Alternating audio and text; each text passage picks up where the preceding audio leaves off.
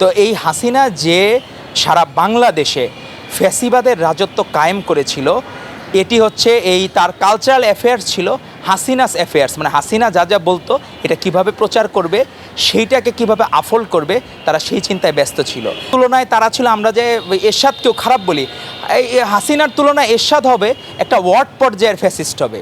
বাংলাদেশের একমাত্র নাটকের দল হচ্ছে, আপনি আগে মনে হইতো আমরা জাতীয় পার্টি ছিল যাত্রা পার্টি, এখন মনে হয় সত্যিকার অর্থে নাটক বা সিনেমা পার্টি হচ্ছে আওয়ামী লীগ। এবং আমরা যে ফেরাউন বলি, এরকম হাসিনা মহিলা ফেরাউন হইলে অজস্র ফেরাউন আমাদের এই জিয়াউল আহসানের মতো বাকি যারা ছিল, কতখানি নিম্ন গেলে তাকে মানুষ বলে পরিচয় দিতে মানুষজন ঘৃণা করবে, সেই জায়গায় চলে গিয়েছিল হাসিনা এবং তার বাহিনী এবং সকল লীগ। আপনি দেখেন কি কাতর স্বরে আমাদের আর্মি অফিসাররা বলেছে আমাদেরকে অনুমতি দেন, আমাদের ট্যাঙ্ক এখানে রেডি, আমাদেরকে ঢোকার অনুমতি দেন। পিলখানায় তাদেরকে ঢুকতে দেওয়া হয় নাই। এবং বিডিআরদেরকে উস্কানি দিয়েছে পাশের রাষ্ট্র থেকে, ইন্ডিয়া থেকে তাদেরকে উস্কানি দেওয়া হয়েছে। এবং সেই রিপোর্টটি করার দায়িত্বে যারা ছিলেন তাদের প্রত্যেককে আয়নাঘরে নেওয়া হয়েছে। আর দুইজন যারা এখানে সাক্ষী দেওয়ার জন্য প্রস্তুত ছিলেন, একজন ছিলেন মসজিদের ইমাম বিডিআরের, আরেকজন ছিলেন বিডিআর বাহিনীর সদস্য।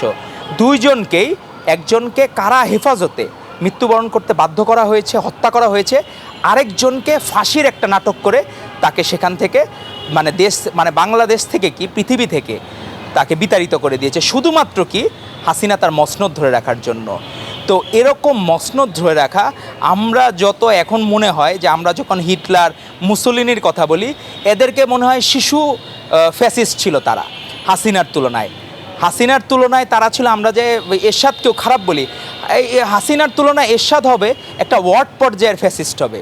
তো এই হাসিনা যে সারা বাংলাদেশে ফ্যাসিবাদের রাজত্ব কায়েম করেছিল, এটি হচ্ছে এই তার কালচারাল অ্যাফেয়ার্স ছিল হাসিনাস অ্যাফেয়ার্স। মানে হাসিনা যা যা বলতো এটা কিভাবে প্রচার করবে, সেইটাকে কিভাবে আফোল্ড করবে, তারা সেই চিন্তায় ব্যস্ত ছিল। মানুষের মধ্যে আমি অবাক হয়ে যাই, যারা বিসিএস ক্যাডার দিয়ে যারা আর্মি অফিসার হয়, অনেকে হয়, কিভাবে জিয়াউল আহসান, আমরা অবাক হয়ে যাই, তারা এই আর্মিতে এরকম জায়গায় যেয়ে তারা এইভাবে কি যে বিবেক কীভাবে বর্জন করে এবং 1030 জনকে নিজে হাতে হত্যা করে। এবং তার মানে মস্তিষ্কের খুলিতে রক্ত করলে যে গরম রক্ত বের হইতো, সেটাতে তার নাকি ফিলিংস আসতো। মানে আমরা যে সকল থ্রিলার ফিল্ম আমরা দেখি, হলিউড বলিউডে যত কিছুই আমরা দেখি, বা বাকি যারা ইন্টারন্যাশনালি যারা রিকগনাইজ, সকল থ্রিলার ফিল্ম ফেল। তারা সকল নেগেটিভ রোল যদি বলা হয়, এই জিয়াউল আহসানরা ইতিহাসের পাতায় বর্বরতার খাতায় তাদের নাম সবচেয়ে নেগেটিভ ক্যারেক্টার হিসেবে। এবং আমরা যে ফেরাউন বলি, এরকম হাসিনা মহিলা ফেরাউন হইলে অজস্র ফেরাউন আমাদের এই জিয়াউল আহসানের মতো বাকি যারা ছিল, জাবেদ পাটোয়ারির মতো। এই আইজিপি নাকি একটা রূপকথার গল্প লিখছে, নাম হলো অসমাপ্ত আত্মজীবনী। এটি পড়ে কত শিক্ষার্থীর বিসিএসের এই রূপকথার গল্প পড়তে বাধ্য করা হয়েছে। তারা সত্যিকারের ঘটনা জানতে পারে নাই। তারা মহান স্বাধীনতার ঘোষক, সেইখানে তারা কিভাবে শেখ মুজিবকে হিরো বানাবে, সারা বিশ্বের হিরো বানাবে। এখন দেখেন, আপনার নিজের এরকম একটা মেয়ে থাকলে পিতার কপাল পোড়ানোর জন্য আর কিছু লাগে না। তো আপনারা যাকে বিশ্ব হিরো বানাইতে চাইলেন, এখন নিজে হাসিনা তার বাবাকে বিশ্ব ভিলেন বানিয়ে ছাড়লেন। এবং শেখ মুজিবের পতনের জন্য শেখ মুজিব নিজে এবং শেখ হাসিনা পর্যন্ত দায়ী। যে তার যে 71-এর আগে বিপ্লবী ভূমিকা মানুষকে প্রশংসিত করেছিল, সেটিকে এখন বাংলাদেশের মানুষ মনে করছে তারও অন্য কোনো উদ্দেশ্য হাসিলের উদ্দেশ্য ছিল। কারণ সে পাকিস্তানের প্রাইম মিনিস্টার হতে চেয়েছিল, কিন্তু সে কখনো বাংলাদেশের প্রাইম মিনিস্টার হতে চায় নাই। তো এজন্য আমরা চাই সকলে লোভ লালসা ত্যাগ করে রাজনীতিতে আসুক। আমরা চাই সুষ্ঠু ধারা রাজনীতি ফেরত আসুক বাংলাদেশে। আর কখনো যাতে হাসিনার মতো কেউ যাতে ফ্যাসিস্ট না হয়। আপনারা ভালোকে অ্যাপ্রিসিয়েট করা শিখুন। এই যে কোনো সময় আপনি দেখেন যে কী সব নাটক আমাদের তারেক রহমানের নামে, বাংলাদেশের দেশপ্রেমিক সর্বোচ্চ দেশপ্রেমিক নেতা তারেক রহমানের নামে তারা কি ফ্রেমিংটা করেছিল।